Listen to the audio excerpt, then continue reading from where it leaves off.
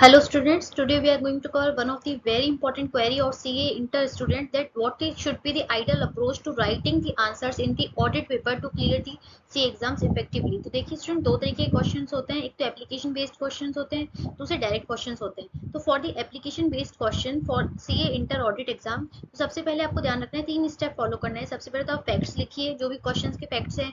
Applicable provision लिखिए कि कारों का है, स्टैंडर्ड्स के ऊपर है, कंपनी एक्ट का कोई प्रोविजन है और किस अकॉर्डिंग है उसको प्रॉपर आप प्रोविजन नोट कीजिए। उसके बाद कंक्लूड जरूर कीजिएगा।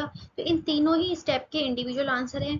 कंक्लूजन से पहले इंटरलिंकिंग इज मस्ट, यानी जो भी आपने एप्लीकेबल प्रोविजन बताया है उसका फैक्ट के साथ क्या इंटरलिंकिंग है और जिसके बेसिस पे आपने अपना आंसर कंक्लूड किया है, तो उसकी इंटरलिंकिंग बहुत इंपॉर्टेंट है with the facts, with the applicable provision. तो ये आपको ध्यान रखना है। और सबसे इंपॉर्टेंट चीज ये इंटर के लिए, it is advisable to mention the name and number of the standards as it enhances the quality of the answer, demonstrate the sound knowledge।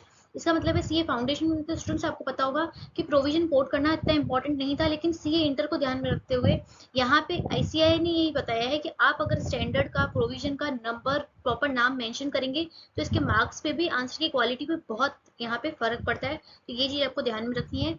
Next हम आते हैं ये अपने डायरेक्ट क्वेश्चन पे। अब देखिए, फॉर डायरेक्ट थ्योरेटिकल क्वेश्चंस आपको कैसे अटेम्प्ट करने हैं, तो highlight the main points with the brief description. तो ये ब्रीफ डिस्क्रिप्शन, तो स्टूडेंट्स आईसीएआई के जो एग्जामिनर्स का कमेंट आया था उसमें भी ये चीज आपको एम्फेसाइज की गई थी कि स्टूडेंट्स मेन पॉइंट्स तो लिख लेते हैं थ्योरेटिकल बेस्ड क्वेश्चंस में, लेकिन उसको ब्रीफ डिस्क्राइब नहीं करते हैं। तो मेक श्योर अगर आप पॉइंट लिख रहे हैं डायरेक्ट क्वेश्चंस में तो उसको ब्रीफली एक दो लाइन में डिस्क्राइब जरूर कीजिए। अब हाईलाइट कैसे करना है, तो हाईलाइट आपको करना है पॉइंट्स को सच एज बुलेट पॉइंट बना दीजिए। जैसे मेन हेडिंग लिख ली, उसके नीचे उसके बुलेट पॉइंट्स लिख लीजिए। या फिर दूसरा ऑप्शन है, आप उसको ब्रेक कीजिए आंसर को इन ब्रीफ पॉइंट, छोटे छोटे, जैसे बुलेट पॉइंट पिछले पैराग्राफ में बता दिया, या फिर छोटे छोटे पैराग्राफ बनाइए, लेकिन प्रॉपरली फ्रेम्ड लैंग्वेज होनी चाहिए, टूटी फूटी लैंग्वेज नहीं होनी चाहिए। और यहाँ पे लैंग्वेज का मतलब है कि आपको अपनी लैंग्वेज में लिखना है आंसर, लेकिन आईसीआई की स्टडी मटेरियल के की पॉइंट्स, टेक्निकल टर्म्स जो आप प्रोविजन के होते हैं वो जरूर इसमें इंक्लूड कीजिएगा to enhance the quality of the answer. और एक चीज आपको ध्यान रखनी है, flow chart, diagrammatic presentation to be avoided. अगर आपको लग रहा है जैसे डायरेक्ट थ्योरेटिकल बेस्ड क्वेश्चन है तो आप उसको इन्हांस करें फ्लो चार्ट बना के, डायग्राम बना के, तो ये बिल्कुल भी अवॉइडेड है, क्योंकि लैंग्वेज का पेपर है। तो आपको अच्छे से छोटे छोटे पैराग्राफ में, बुलेट पॉइंट्स में, सब पॉइंट्स में,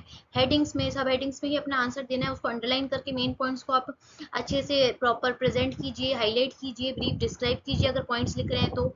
इस हिसाब से आपको अपने एप्लीकेशन बेस्ड क्वेश्चंस और direct theoretical based questions attempt करने हैं। तो आई होप स्टूडेंट्स आपके लिए शॉर्ट वीडियो ये आपके लिए यहाँ पे बेनिफिशियल रहा होगा।